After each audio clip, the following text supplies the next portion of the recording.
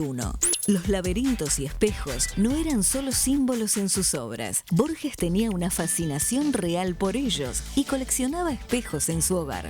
Borges y el boom latinoamericano. Su relación con otros escritores como García Márquez y Vargas Llosa. Borges fue director de la Biblioteca Nacional de Argentina y asumió este cargo cuando ya se estaba quedando ciego. La rama inglesa y la rama criolla en su familia. Comenzó a leer en inglés antes que en castellano. Más allá de su amor por las literaturas nórdicas, se fascinó con la filosofía oriental, en particular con el budismo zen, y abrevó en todas las filosofías con la influencia de Nietzsche y Schopenhauer. Esto se refleja en obras como el Aleph. Borges, el gran creador de la literatura fantástica en el siglo XX. Si te cautivó la narrativa borgiana, visita nuestra web fmradiocultura.com.ar para conocer más sobre claves para leer y amar a Borges y los cursos de Radio Cultura. Te esperamos. Acompaña a la arquitecta Cintia Pérez a recorrer edificios emblemáticos de la ciudad de Buenos Aires en la 4ª temporada de Espacios con Alma y Música. Un programa que une la arquitectura, la historia y la música. Viernes, 22 horas, por Canal A. Lleva a Radio Cultura donde vayas. Bájate la aplicación para Android o iPhone y accede a nuestra programación y contenidos exclusivos. Radio Cultura.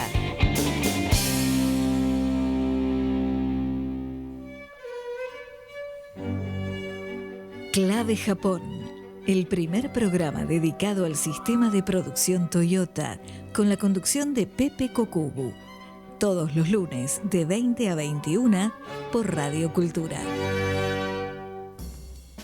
El Garage del Artista, una reunión de amigos donde creamos un diálogo sobre arte, filosofía, música y todas las disciplinas, tanto nacionales como internacionales.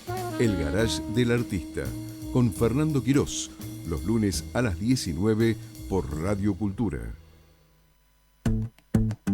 La política es cultura, porque todo es cultura y porque somos radio. Radio Cultura. fmradiocultura.com.ar. Al derecho y al revés, un programa de radio que aborda diferentes temas con una perspectiva amplia y siempre fomentando el debate respetuoso de posturas diversas.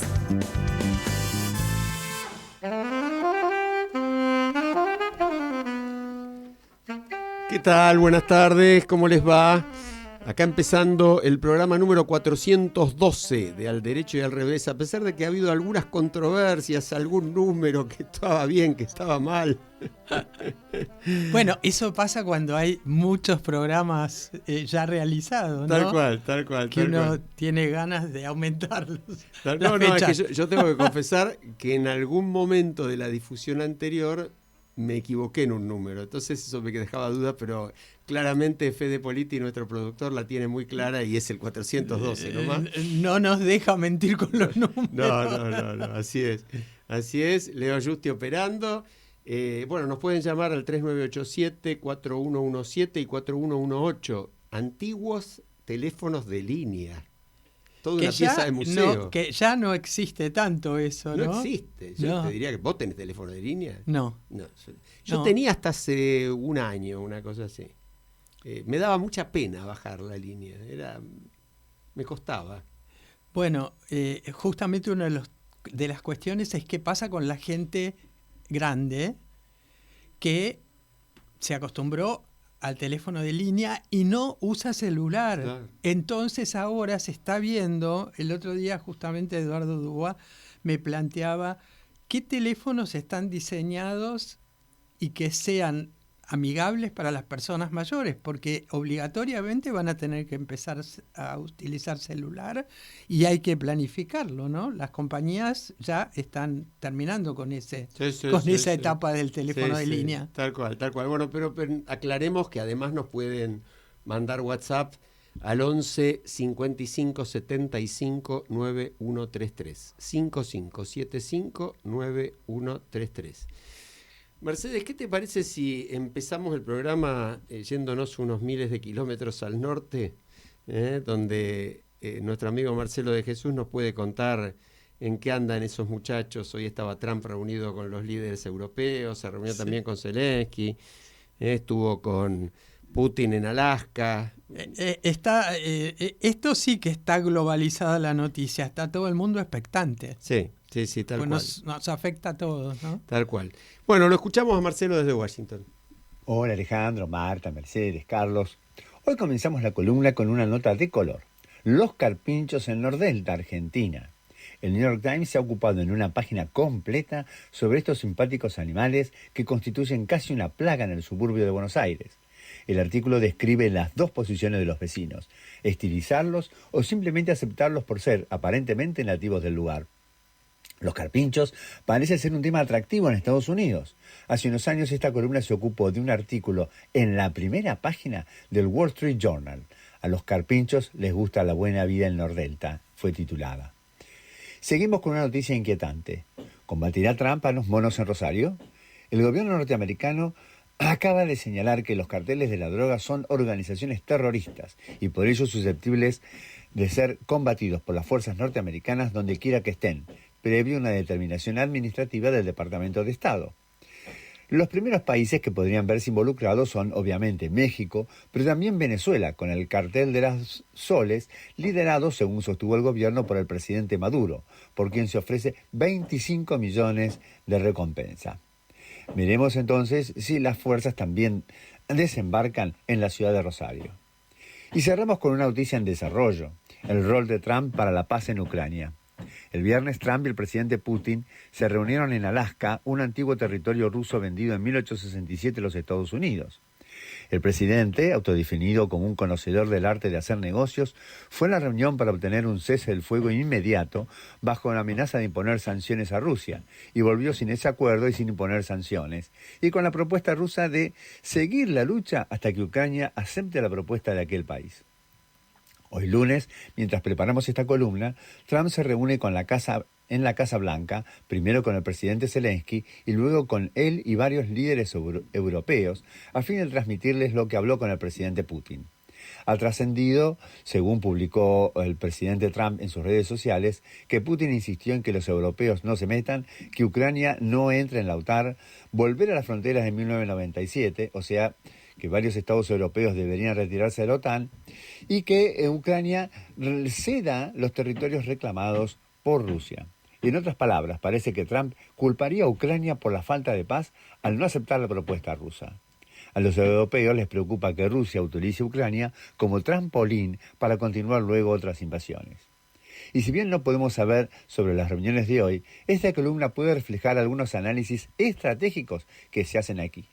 Primero, que Putin fue con la idea de hacer amigos más allá de Ucrania, o sea, hacer negocios. Ello puede tentar a Trump a presionar a Ucrania para una rápida solución. Segundo, Trump está tentado con la idea del Premio Nobel de la Paz. Esta idea fue dejada trascender por algunos simpatizantes luego del ataque a Irán, algo irónico que se conceda ese premio a quien tira bombas para obtener la paz. Pero en ese camino es posible también interpretar el reciente acuerdo de paz entre Armenia y Azerbaiyán, firmado en la Casa Blanca, y el acuerdo entre Camboya y Tailandia, donde Trump amenazó ponerles tarifas si no cesaban sus hostilidades. Ucrania sería para Trump la frutilla del postre. En tercer lugar, terminar el conflicto con Ucrania, y en menor medida el de Gaza, le permitiría a Estados Unidos enfocarse más en China, el verdadero desafío del país. Para esta columna el desafío es si Trump y los Estados Unidos pueden conciliar sus intereses de largo plazo. Y finalmente una incógnita. ¿Putin reclamó a Trump la devolución de Alaska? Jaja, los dejo con esta ironía. Hasta la próxima columna. Gracias, Marcelo. El humor genial, del final fue genial. Genial. Sí, un toque genial. Ojo, no es una fake news, es una ironía. Lo dijo claramente. Digo, porque no sea cosa que algún oyente salga inmediatamente a chatear o a tuitear o a mandar por WhatsApp que le reclamó Alaska Putin a Trump. No, hoy puede pasar cualquier cosa. pero muy bueno y muy matizado todo lo que plantea Marcelo, ¿no? Sí. Altos niveles geopolíticos con los animales, Los carpinchos. claro, con los animales en su territorio disputado por la civilización, digamos, ¿no? Vos sabés que la alusión que hace Marcelo a los monos como grupo que se podría considerar terrorista, cualquier grupo de narcotráfico, según las actividades que haga, se podría encuadrar, además que el que califica es el que tiene que tomar la decisión, de manera que es bastante simple. No es absurdo. Lo que pasa es que creo que Estados Unidos no tiene interés en el tema. Si lo tuviera, perfectamente los puede definir como terrorista y meterse como ha hecho en otros lados, ¿no? Ahora, a mí me da la sensación, las noticias que estamos viendo en este momento de etapa de medios son de total incertidumbre. Por ejemplo, el titular de Infobae dice: en 1 o 2 semanas se sabrá si hay solución para la guerra. Mientras que en cambio La Nación dice que Trump dejó la reunión con los europeos para llamarlo a Putin en el momento. Es decir, esto está y hubo una parte pública y una parte privada de la reunión de Trump y los líderes europeos. Esto está demostrando un manejo muy, muy personal, no solo de parte de Trump, pero fundamentalmente de parte de Trump. De Putin ni hablemos, es una dictadura, es el dueño, digamos, entre comillas. Y la guerra y la paz están en manos de muy pocas personas y con cero transparencia, y en el caso de Estados Unidos ni siquiera como una de las partes de la guerra. Sí, es el tipo de estructura que se da en nuestra época, pero si vos lo pensás, Alejandro, siempre fueron pocos los que decidieron las guerras. Seguro. Empecemos por allí. Y además, la importancia de la incertidumbre en la comunicación, la ley del rumor, que se da en todos los niveles, y en la guerra es un arma específica y importantísima, es justamente la relación entre la importancia y la incertidumbre. Uh-huh. Eso te da que exista todo tipo de rumores porque es algo importante, pero no se tiene claro la respuesta, ¿no? El kilo de pan de un panadero en Afganistán, ¿no? Es absolutamente imposible de detectar, pero no es importante. Entonces no genera rumor. Digo, hay ejemplos concretos de cómo en este momento todos los espacios gubernamentales y privados son usinas de rumores. Sí, lo que pasa es que me parece muy terrible, y bueno, da para mucho más, en algún otro momento lo volveremos a tratar, que la guerra o la paz dependan, por ejemplo, de las ganas del presidente norteamericano de obtener un premio Nobel, ¿no? Eso es bastante particular. Ahí me agrega Marcelo, dice: Zelensky se vistió de otra forma, entre comillas. Porque lo retaron, ¿te acordás? Claro, que lo retaron. Dejó de lado su uniforme militar y le agradeció a Trump por lo menos 6 veces. Thank you, thank you, thank you. Porque bueno, está con el que de alguna manera te puede dejar sin el 20% de tu territorio, que eso es lo que está reclamando en juego, claro. Putin. Y Putin incluso está pidiendo no hacer la paz con las fronteras tal como están, sino hacer la paz apropiándose de regiones en las cuales está siendo, si no derrotado, por lo menos frenado, ¿no? Es muy loco el asunto. El tema de las decisiones, además, sería interesante hablar con alguien que tenga conocimiento específico de los temas bélicos a nivel global. Pero lo cierto es que hay que mirar la economía, básicamente, ¿no? Uno se queda con la geopolítica y, como planteaba Marcelo, bueno, el foco de Estados Unidos en este momento tiene que estar en China. Sin embargo, uno en la trastienda de estos procesos entiende que lo que está en juego es económico, ¿no? Sí.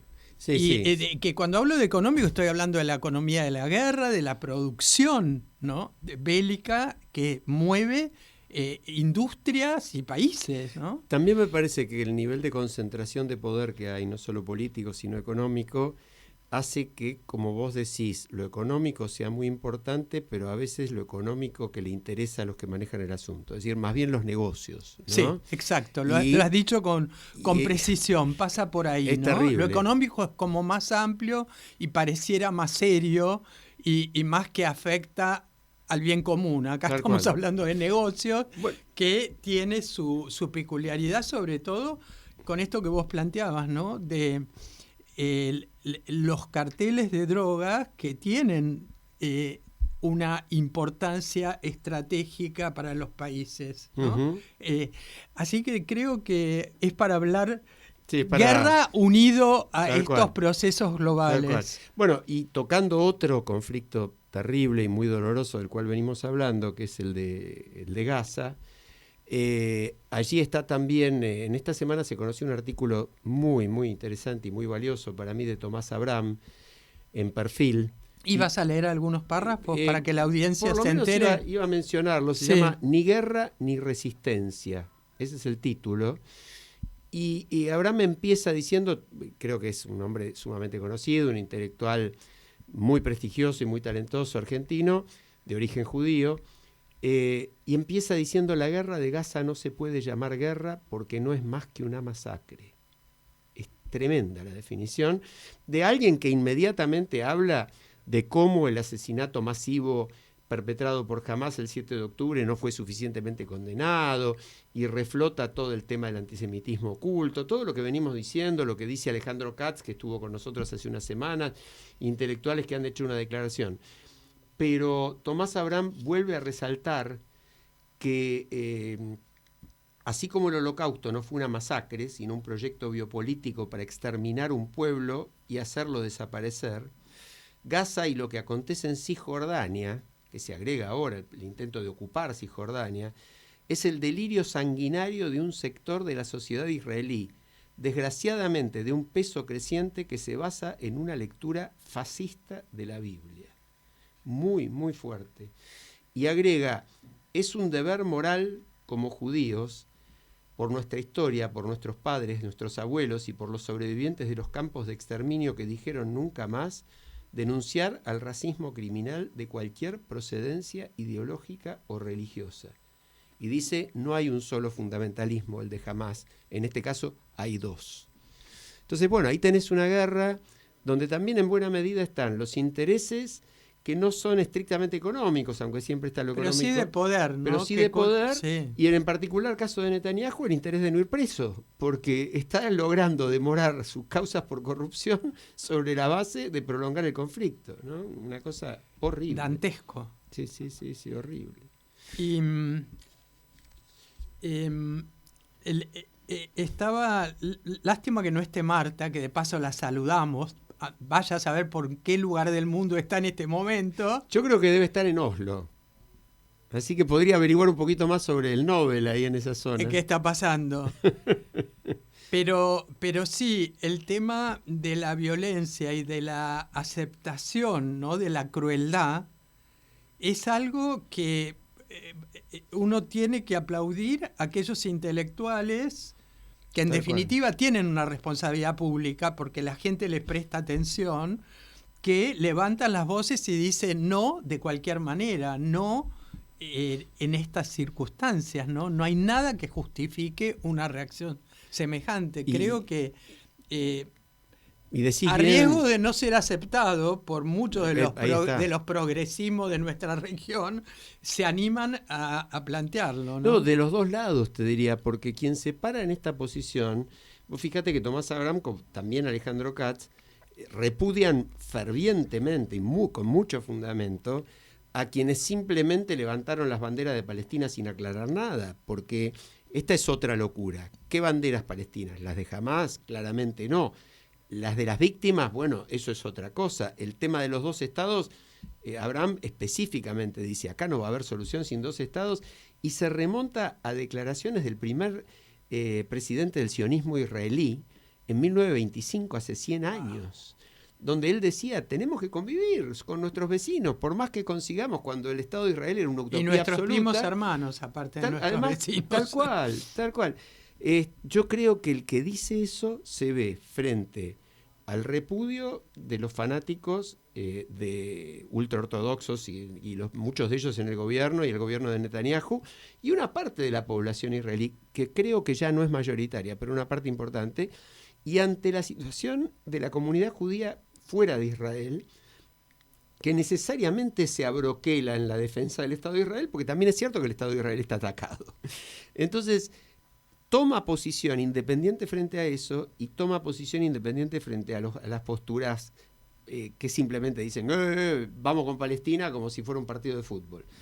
Es muy valiente. Yo creo que es algo para destacar, ¿no? Es muy valiente y es muy complejo todo, porque en definitiva yo escucho gente que quiere que le digas dónde están los buenos, dónde están los malos. Que yo no me confundan, no me expliquen, no quiero saber. Bueno, ¿no? ahí te llevo, mirá, te voy a llevar, me diste el pie justo. ¿Dónde están los buenos y dónde están los malos para las elecciones de octubre? Bueno, Dios mío. La pregunta del millón, ¿no? La pregunta Son del millón. vuelos y manos, no, digamos, es increíble. Uno ve lo que fue el cierre de listas y lo charlábamos un poco en la previa. La ausencia total de interés en la gente no es un tema que le interese a la gente, ¿no? Hay mucha gente que no sabe qué se vota en septiembre y qué se vota en octubre. Vos estuviste mirando entrevistas a ciudadanos en la calle. En la calle. El famoso ciudadano de a pie. Sí. A ese le hacían, les preguntaban si sabían qué se votaba y no tenían ninguna idea ni interés en saberlo tampoco, ¿no? Ese es el punto. Eso es lo peor. En general tenían poca idea. Pero aún quienes tenían idea, básicamente la respuesta era, no es mi tema, no me interesa. Algunos decían son todos iguales, otros no decían son todos iguales, pero decían mis problemas son otros. En general yo creo que esto explica un tema que, bueno, la dirigencia política se va a tener que hacer cargo, de que hasta ahora estamos casi en el 50% de ausentismo en las elecciones que se hicieron. Si esto se repite en la elección provincial en septiembre, por las dudas recordémosle a la audiencia, el 7 de septiembre se votan diputados y senadores provinciales en la provincia de Buenos Aires y concejales en los municipios. En octubre es la elección nacional del Congreso, de toda la Cámara de la mitad de la Cámara de Diputados y un tercio del Congreso, del Senado.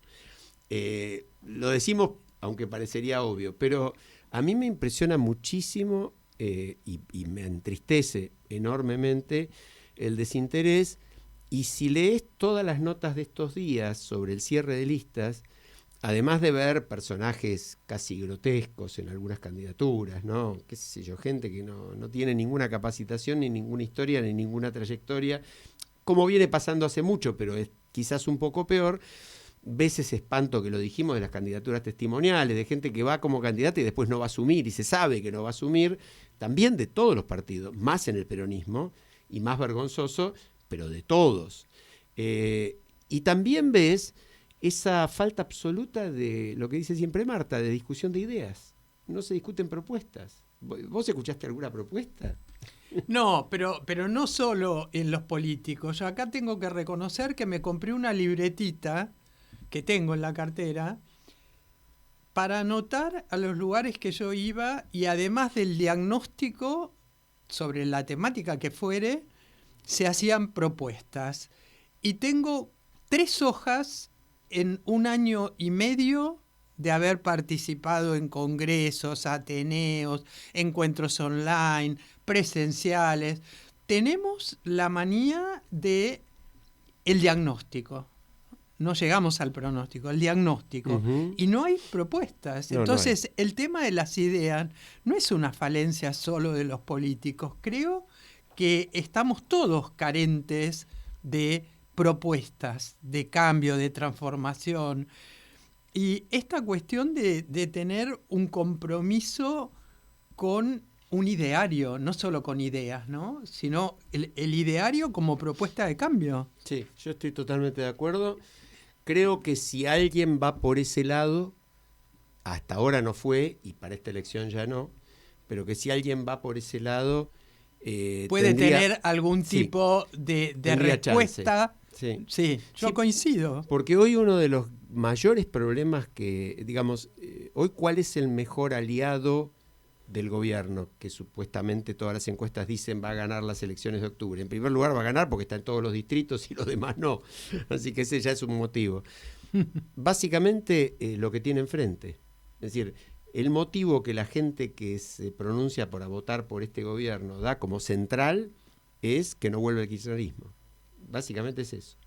Por supuesto, valoran la inflación y qué sé yo, pero también si los empezás a indagar, ni están bien, ni están cómodos, ni ven un futuro esperanzador. Ese es su argumento. Y del otro lado, el voto a la oposición principal, a la que seguramente va a ser la segunda en la elección y que va a sacar muchos votos, es votar contra el gobierno. Es decir, no hay ninguna idea por la cual votar, se vota contra. Creo que es desde la época en que yo era chica, tengo recuerdo de las conversaciones de política en mi familia, que había conservadores, radicales, de todo un poco, y había grandes controversias, pero eran de ideas. Luego, a partir del 47, 48, empezó una cuestión de votar en contra de. Así es. ¿No? Así es. Entonces, creo que tendríamos también que poder cambiar eso, y que la gente joven se entusiasme con la política. Tal cual, tal cual. Antes de que se nos vaya el tiempo, hay un par de noticias que no se resaltaron para mí. Se nos va a ir igual, ¿eh? Sí, se nos va igual. Pero por lo menos voy a poder... Dale. Voy a haber dicho algo de lo que quería. De lo que quería. Una es un fallo de la Corte Suprema muy importante, que salió, pero ahí al pasar y en general no se trató mucho el tema. Y no es casual que no se trate mucho del tema. No se trata mucho del tema porque los interesados en esto son gente que ha tenido mucho poder, influencia y dinero para mover a la prensa, inclusive, según muchos periodistas, para amenazar a periodistas que hablaban del tema. Me estoy refiriendo a un fallo de la Corte Suprema que puso fin a la evasión del señor Otero, el señor del tabaco, que durante años no pagaba los impuestos. Metía una cautelar tras otra, tenía... en su agenda suficientes contactos como para que los gobiernos de turno y los jueces que fallaban le dieran un poco de aire, y debe más de 2.000 y tantos millones de dólares al fisco. Bueno, esta impunidad se terminó, la Corte declaró la validez de los impuestos y además dijo algo muy interesante, dijo, estos impuestos justamente se han determinado para que la gente fume menos, porque el cigarrillo es mortal, conduce inevitablemente a problemas graves de salud, como todos sabemos, y bueno, el que quiera fumar, que le salga un poco más caro para que deje de fumar, y además que alimente las arcas del Estado para que cumpla con sus obligaciones. Ese es un fallo sumamente interesante. Y otro muy curioso de hoy es un fallo de un juez federal de Campana sobre el veto del presidente Milei a la ley de emergencia en discapacidad. Uno de los temas quizás más conmovedores y más fuertes para buena parte de la sociedad, que critica la falta de empatía en esto del gobierno, porque no es una suma muy grande la que significa esta ley, y un juez declaró la invalidez del veto. Tema, te lo digo yo como abogado, que supuestamente entiendo algo de derecho, por lo menos tengo unas cuantas cosas escritas en ese sentido. La verdad que no lo había visto. Es bastante extraño. Inusual, ¿no?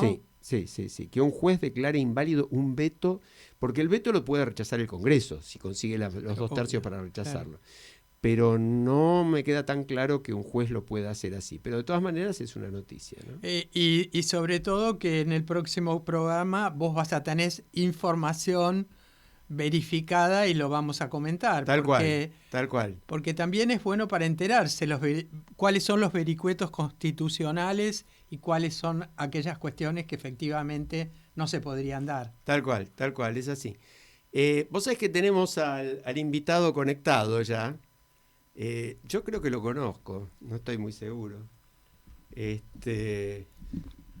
Pero bueno, dejamos la intriga. Como lo hemos anunciado, los que leyeron la difusión los que leyeron lo saben, los de que este no, programa saben, a los otros se los mantenemos en incógnita. Claro, tal cual. Hasta después del corte. Hay una vieja tradición familiar que habla de el humor druca. Lo cual no quiere decir que sea real humor ni que sea buen humor. Pero es humor druca. ¿Y Elsa también entra en el humor druca? Por supuesto, todos los Drukarov todos los druca. Sí, todos los druca. Bueno, yo por eso no podía resistir decir que no sé si este programa va a resistir 2 Drukarov. Me parece. No pudiste con tu genio, tuviste que adelantar. Bueno, Sergio dirá después si es humor druca o no es humor druca. Ya volvemos con la charla con Sergio Drukarov. Nos vamos a una pausa que tiene que ver, de alguna manera, quizás con la cumbre que se está haciendo en la Casa Blanca en este momento, o con otras que se hacen en otros lugares del mundo, porque entre nosotros y los que dirigen el mundo hay algo personal. Ya volvemos. Un programa de radio que busca analizar, compartir y explorar diferentes temáticas por medio de la reflexión, el diálogo y la invitación a la acción.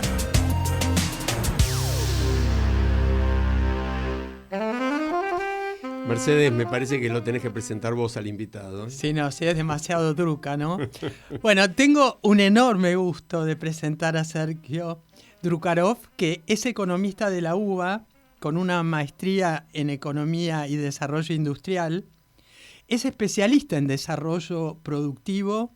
Se desempeña actualmente como director ejecutivo de la Cámara de Comercio Exterior de Córdoba, CASEC. Es asesor de la Unión Industrial Argentina e investigador asociado al Programa de Desarrollo Económico de CIPEC, profesor en distintas universidades, consultor en organismos internacionales y además es exsecretario de Industria de nuestra nación. Y tiene un montón de cosas más que no voy a decir porque queremos escucharlo a Sergio. Sergio, bienvenido.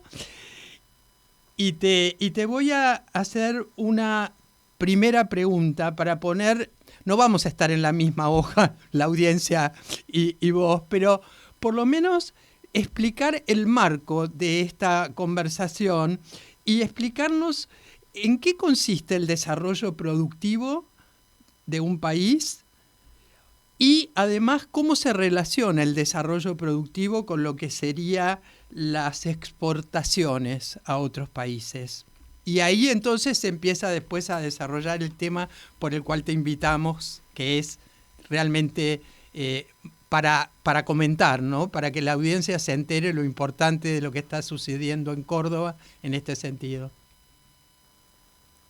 Bueno, muchas gracias a ambos por la invitación. Espero que se me esté escuchando bien. Perfecto. Y obviamente los conozco, nos conocemos. Quizá para la audiencia, esta pregunta que vos haces es una pregunta que puede contestarse en 6 enciclopedias o en 2 minutos. Vamos a tratar de por 2 minutos. Segunda.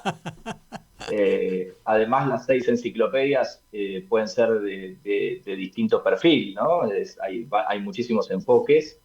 Y bueno, yo dentro de la economía, vos me presentaste como economista, me considero de aquellos economistas que pensamos el desarrollo desde una mirada donde la cuestión institucional es muy importante, ¿no? Hoy, por ejemplo, hay un economista que hace muy poquito recibió el premio Nobel, que es Daron Acemoglu, de Harvard, y él es un institucionalista, es un economista que explica el desarrollo desde la mirada de las instituciones. Para hablar de Córdoba y para vincular el desarrollo con las instituciones, me parece que es súper importante darle ese enfoque. No es el único, hay muchísimos enfoques. La Argentina tiene una tradición de economistas que han pensado el desarrollo desde la mirada estructuralista, desde la mirada de cómo un país que está especializado en productos agrícolas puede desarrollarse traccionando, fomentando su desarrollo industrial sobre la base de pensar en que una industria que no está tan desarrollada puede ir aprendiendo y puede ir aumentando su competitividad, que es otro de los conceptos que hacen a la cuestión del desarrollo, cómo uno puede insertar sus productos en el exterior, mejorando y aprendiendo con el tiempo. Y eso tiene que ver con una continuidad histórica, con procesos evolutivos, con elementos que trascienden muchos gobiernos. O sea, la cuestión del desarrollo es una cuestión que trasciende gobiernos y ese quizás sea una primera cuestión a tener en cuenta para preguntarnos por qué Argentina no se termina de desarrollar, ¿no? Tiene que ver con que los gobiernos no tienen una mirada, los que se van sucediendo no tienen la misma mirada sobre qué significa desarrollo, y el propio consenso interno sobre qué significa desarrollo va variando en función de necesidades muy de corto plazo. Un país que ha tenido una herencia de la dictadura militar respecto de su endeudamiento, que después lo profundizó en los años 90 con un proceso vinculado al consenso de Washington y a todo lo que en aquel momento el mundo estaba promoviendo como neoliberalismo, que termina con una crisis social y política muy grande en el 2001, un proceso de recuperación y de crecimiento industrial 2003-2011, el año más industrial de la historia argentina, per cápita más alto, y una última década y monedas de estancamiento secular, ¿no? De ida y vuelta, de apertura, retroceso, pandemia, cambio de gobiernos más pendulares, los giros pendulares típicos de Argentina más profundos. Entonces vuelvo a tu pregunta, que es pensar el desarrollo productivo, es pensar en cómo las instituciones, pensando en los gobiernos, en el sector privado. Yo ahora trabajo en una cámara, mencionabas otra que era la Unión Industrial. Muchas de las cosas que dijiste, por suerte, las dejé de hacer, porque si no, no me alcanzaría el fin de semana para descansar. Pero más allá de eso, es muy importante la participación del sector privado, y es algo poco conocido por la gente, que las instituciones del sector privado, las cámaras, la visión de los empresarios, de cómo se desarrolla un sector, son elementos cruciales para el desarrollo, ¿no? Si uno mira la historia japonesa, la historia de Estados Unidos, la historia de Alemania, la historia de todos los países que han logrado procesos de desarrollo sostenidos de 30 a 40 años, no lo han conseguido solamente con gobiernos que han dicho vamos a hacer esto y sucesivamente se pusieron de acuerdo, sino con un sector privado que ha tenido una visión, una mirada de qué significaba desarrollo, y ha promovido cambios en el sistema educativo, en la inversión, en la cantidad de inversión que se invierte en ciencia y tecnología, en lo que necesitan los puertos, las rutas, en cómo un sector puede generar aprendizaje a partir de vincularse con el sistema científico, es decir, todo lo que tiene que ver con lo que pasa puertas para afuera de la empresa, que ya no depende de lo que el empresario puede hacer, de la tecnología que puede comprar, sino de todos esos bienes semipúblicos o públicos que se necesitan para ser competitivos. A ver, quiero seguir ahondando, pero... No, yo creo que es clarísimo y es muy, muy interesante, porque no se habla lo suficiente de esto. Vos lo citaste a Daron Acemoglu, y justamente el fracaso de los países tiene mucho que ver con la falta de continuidad, con la falta de proyectos, con la falta de instituciones. Ahora, en ese sentido, ustedes acaban de protagonizar en Córdoba una experiencia que sale totalmente de lo común, que es la inauguración del Puerto Seco. ¿Por qué no le contás un poco a la audiencia, primero, qué significa esto del Puerto Seco, cuáles son las consecuencias además que tiene, y cómo se juntó lo público y lo privado para hacer esta realidad posible? Sí, yo vuelvo justamente a lo que hablaba recién, ¿no? Uno trae la mejor máquina del mundo para fabricar algo, está en la frontera tecnológica. Argentina tiene muchas empresas que están en la frontera tecnológica, no es que estamos atrasados o que no somos buenos. Por supuesto hay una variedad heterogénea, pero hay muchísimas empresas que con la misma tecnología, en un entorno competitivo en donde vos tenés alineado la cuestión logística, la cuestión impositiva, la cuestión financiera, cómo acceder a crédito de mediano y largo plazo, podrían exportar perfectamente, y acá les cuesta muchísimo más porque tenés todo eso en contra, ¿no? Entonces, todo ese viento en contra hay que trabajarlo en forma conjunta y articulada. Uno de los grandes problemas para todos los importadores y exportadores, y acá establecer una visión de conjunto, ¿no? Parece que importar está mal y exportar está bien. La realidad es que hoy gran parte del comercio y de la integración productiva del mundo tiene que ver con poder acceder a distintos productos que forman parte del producto final y que no se fabrican en tu país. O sea, un auto en la Argentina tiene un promedio de integración del orden del 30%, una pick-up más cercana al 40%, y eso es prácticamente así en la mayor parte de los países del mundo. La pregunta es, ¿cómo haces para integrarte en forma competitiva. Y ahí viene este proyecto que para quienes tienen que integrar productos del exterior y los tienen que exportar lejos de un puerto, como es el caso de Córdoba, que necesita un transporte intermodal, necesitas posicionar contenedores a por lo menos 700 o 400 kilómetros del puerto, si es Buenos Aires o Rosario. ¿Cómo haces para que el camión vuelva, para que vos pagues 2 veces la logística de un contenedor vacío, que o necesitas pedirlo para exportar que esté posicionado en Córdoba, o necesitas devolverlo vacío en el puerto en el cual habías importado? Y eso es lo que hace este proyecto en conjunto con la agencia ProCórdoba, una agencia provincial de carácter público-privado, que fue creada por la Cámara, a propuesta de la Cámara, por decreto del gobernador de la provincia ya por el 91 en el gobierno de la Sota, que ha tenido una continuidad institucional, y por eso de vuelta el tema del desarrollo institucional sostenida, que no aprende ahora qué es una exportación, qué es una importación, sino que tiene un mapa de importadores, tiene un mapa de exportadores, entiende las cadenas productivas de la provincia, entiende los actores, y tiene de este lado a una cámara que puede conectar a los dueños de los contenedores, que son las compañías navieras, con los importadores, con los exportadores y con todo el mundo logístico. Y ese es el modelo de competitividad más genuino y más sustentable que puede tener un país. Actores que se conectan, que se comunican, que se alían. Una cámara que no tiene fin de lucro, que representa al sector privado, pero que en sí misma como institución no busca el ánimo de lucro, sino mejorar la competitividad. Bueno, ¿podés contar un poco más de detalles de cuántas empresas integran la Cámara y por qué es tan importante esto que estás describiendo, que es un ecosistema funcionando, que además tiene tiempo y tiene asentamiento institucional, que es lo que estamos planteando como hiper necesario? Sin esa base no podés avanzar, ¿no? Tenés discontinuidades como las nuestras.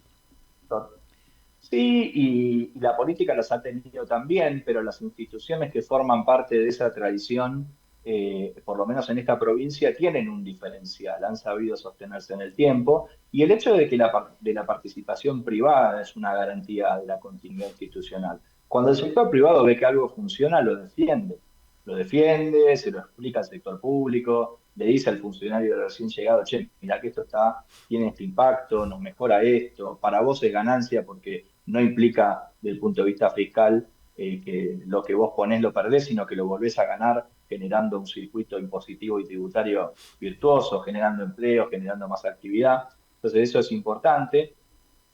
Un alcance para los socios de la Cámara son 400, pero de un alcance que es superior a la cantidad de empresas socias, ¿no? Estamos hablando de más de 1000 empresas que se van a ver beneficiadas y que, en definitiva, el impacto productivo que nosotros estamos generando estaba estimado que en los próximos 5 años vamos a tener un ahorro logístico cercano a los 20 millones de dólares.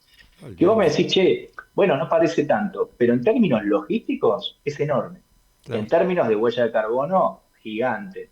En términos de la escala a la cual este proyecto se puede replicar en otros puntos de la Argentina, bueno, la Argentina podría tener otros nodos que funcionan como puerto seco con impactos similares.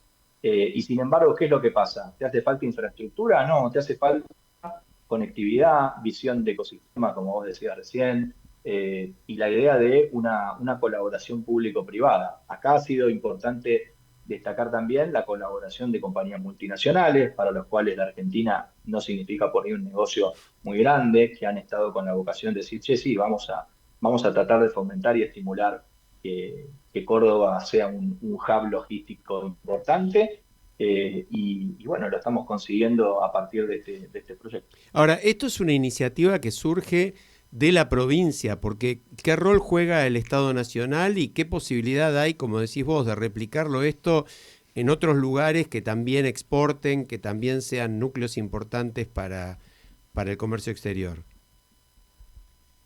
Esto surge de la Cámara, que hace muchísimos años que viene planteando esta necesidad. La provincia encontró la posibilidad a través de la agencia de financiar una parte, lo hicimos mitad y mitad, una parte de una operación piloto, que implica operar el movimiento de esos contenedores que necesitan un equipamiento especializado y una infraestructura.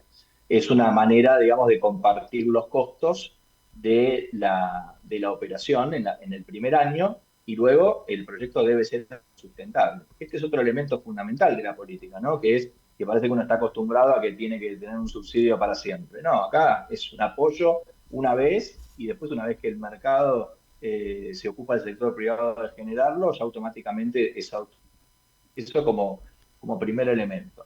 El segundo elemento es que hay una necesidad de coordinación con el nivel nacional que no es menor. Las aduanas del interior, en el caso de la aduana de Córdoba, que es la primera aduana del interior no fronteriza en el año 1971, y que fue desarrollada por la Cámara. Piensen de vuelta, desarrollo institucional, estamos hablando de 2025, en 1971, la historia. Años. Entonces, en el 2025, vos decís que vamos a hacer esto, pero ¿qué problemas tenés en el 2025 con el comercio internacional o con la normativa nacional aduanera? Que te revisan el contenedor varias veces, que el costo portuario no está alineado con la operatividad que necesita un exportador del interior, que hay que corregir normas que hacen a una excesiva burocracia en la determinación y en la trazabilidad de ciertos contenedores, invocando cuestiones de seguridad, pero que claramente tienen que ver con sobrecostos que paga el país. Entonces, el país y las empresas y los consumidores en importación, el país con menos divisas en la exportación, y en eso es donde se juega la competitividad. Ahí es donde se juega la competitividad y donde lo provincial se convierte en nacional. Y yo agregaría ahí, lo agrego yo, no vos, que obviamente ese tipo de excesos burocráticos abren siempre puertas a corrupción y a todo tipo de maniobras que generan un sobrecosto no mensurable, por lo menos en blanco, ¿no?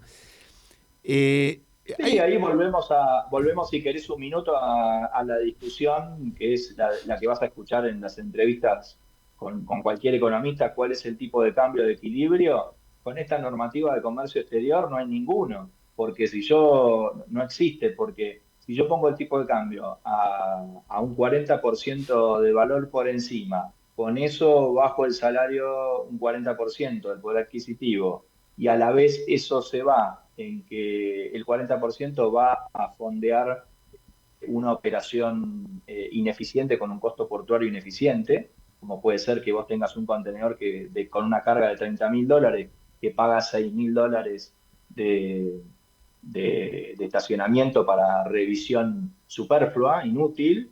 Bueno, no hay tipo de cambio. No hay tipo de cambio que aguante eso. Claro. Entonces, hay muchísimas cosas para ser estructurales, y de vuelta, desarrollo institucional. La aduana es una institución, la aduana es una institución preexistente a la nación. Claro. Antes de haber sido país, la aduana ya existía. Entonces, fíjense el poder que tiene la historia de las instituciones en el desarrollo de un país. Vos querías hacerle una... Sí, te saco un poco del tema provincial. Vos fuiste, como dijo Mercedes, 4 años subsecretario de Industria y tenés una larga trayectoria en la Unión Industrial, no solamente en cámaras. ¿Cómo ves, contanos, la situación de la industria nacional y sobre todo de las pequeñas y medianas empresas, tema en el cual también tuviste una larga trayectoria en la UIA? Yo creo que hay una suma de elementos del momento que conforman una coyuntura compleja. Primero, estamos viviendo una transformación tecnológica de un nivel de aceleración impresionante, nunca antes vivido. Hace 4 años la Unión Industrial inauguraba el Centro de Industria 4.0, y se hablaba de Industria 4.0 como algo tremendamente novedoso, con esta cosa de combinar tecnologías de alta productividad, de transformación digital, de la nube, del trabajo remoto, de la supervisión de procesos productivos a distancia. Hace 4 años estamos hablando. Hoy hablar de eso es viejo, parece... Es viejísimo. El medioevo de la industria. Claro, hoy tenés un olor a naftalina terrible, o sea, si no estás con la IA y con cada aplicación que tiene que ir para cambiar tus procesos dentro de la empresa, estás out, ¿no? Digo, estás como fuera. Ahora, eh, hay un desfasaje entre la capacidad de la tecnología y la expectativa de transformación que pueden tener las organizaciones. Estamos compuestas por humanos, las organizaciones son humanas, las instituciones son humanas. Entonces, no hay capacidad de absorción a la velocidad que la tecnología puede resolver los problemas. La velocidad de absorción es la velocidad humana. Esa cuestión hoy está como dada medio, si se quiere, como asumida como un dato, pero hay que tenerla muy en cuenta porque no es que el que no está en esa no compite, no, hay que iniciar ese camino, hay que arrancarlo, pero hay que transitarlo. Y lo están transitando, no es que lo transitan los gigantes globales del mundo tecnológico y las pymes no.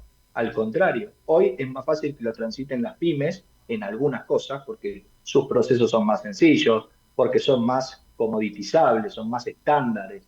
Entonces, por ahí es más fácil que una pyme lo transite con un poco de inteligencia que una propia multinacional, que han tenido Ahí, algunas una caída en el valor de las acciones que va con esto. Ahora voy a la parte más de coyuntura.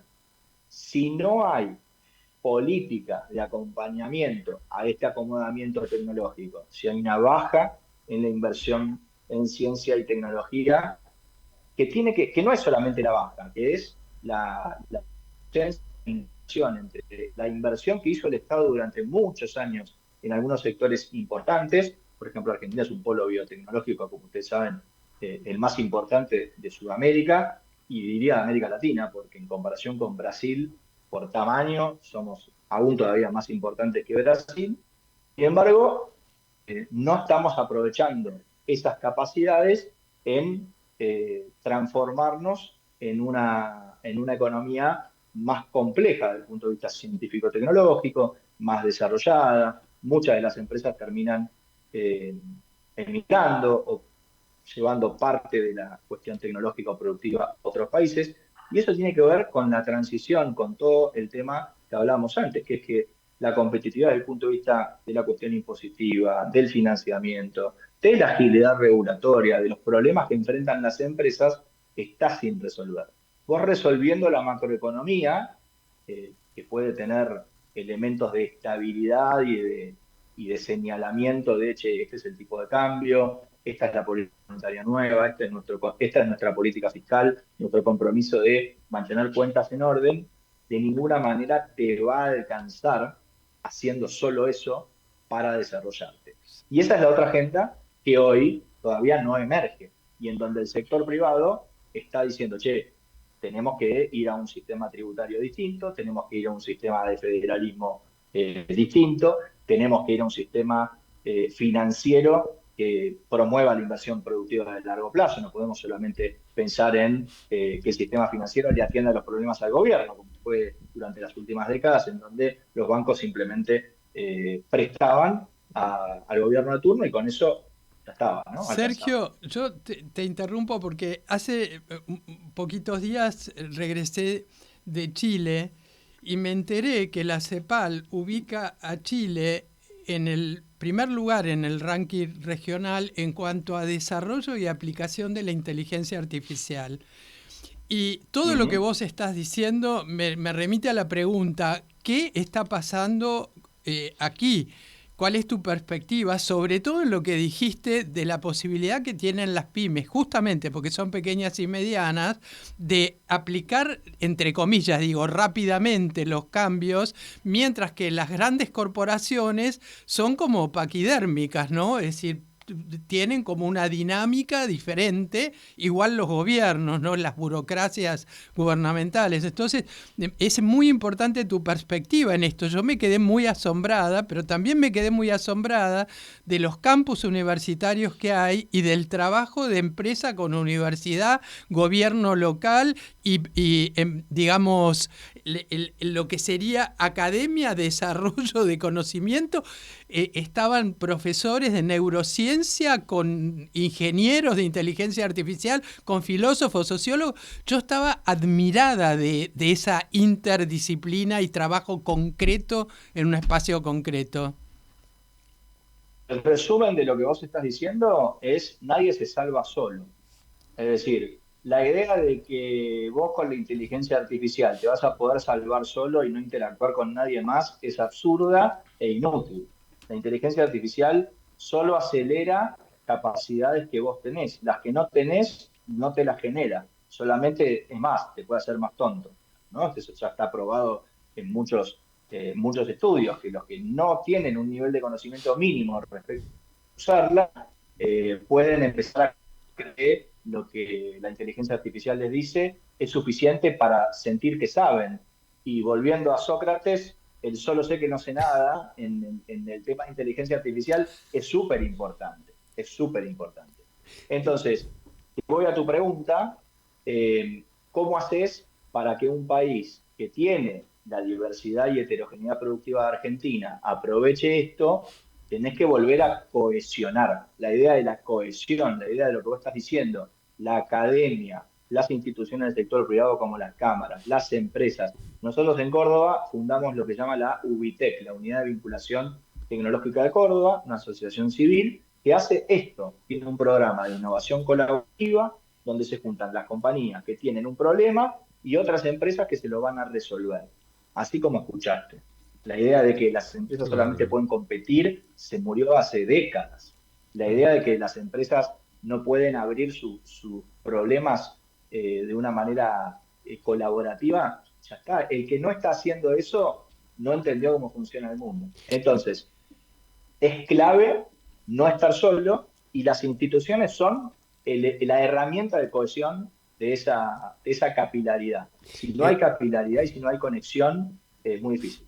Nos queda un minutito, muy, muy interesante realmente la charla. Para otra invitación, porque hay temas de energía que a mí me parece importante conectar con esto. Bueno, y tema que también Sergio conoce bien. Por eso. Pero yo te quiero hacer una pregunta personal que me contestes en menos de un minuto, que es lo que nos queda. A ver. Viviste en Buenos Aires hasta hace 1 año y medio y estás en Córdoba un poquito más de 1 año y medio, ¿no? ¿Cuál es porque tu trabajo es muy similar, haces un trabajo allá, está bien, es otro lugar, pero estás en el mismo área. ¿Cuál es la diferencia que sentís entre vivir en Córdoba y vivir en Buenos Aires? Y la velocidad a la cual ocurren las cosas acá es mucho más rápido. Las noticias corren más rápido, vos llegás más rápido a los lugares, ya me desacostumbré a hacer más de 20 minutos para nada. Y eso es fantástico. Es una ciudad de 20 minutos, ¿no? Y también hay que hacerle honor a la gran obra que es la circunvalación de la ciudad, que conecta a cualquier punto en 20 minutos. Pero acá todo eso remite a otro elemento que hace el desarrollo institucional para darle cierre a esta cuestión, que es el capital social. En los lugares donde estás a 1 o 2 personas solamente de distancia, de poder entablar un diálogo, de conocer a alguien, el capital social se comporta de una manera mucho, mucho mejor. Cuidás mucho tu reputación. Te voy a tener que cortar. Vos sabés que te voy a tener que cortar y me muero. Te la tendría que haber hecho hace 2 minutos la pregunta. Estaba buenísima, pero... Para el próximo programa empezamos respondiendo esta pregunta y seguimos con lo de energía y lo demás. No, pero igual la idea del capital social y del conocimiento es buenísima y la vamos a tomar. Sergio Drukarov, muchísimas gracias. Gran abrazo. Un abrazo. Nos vamos hasta la semana que viene con Serrat como siempre.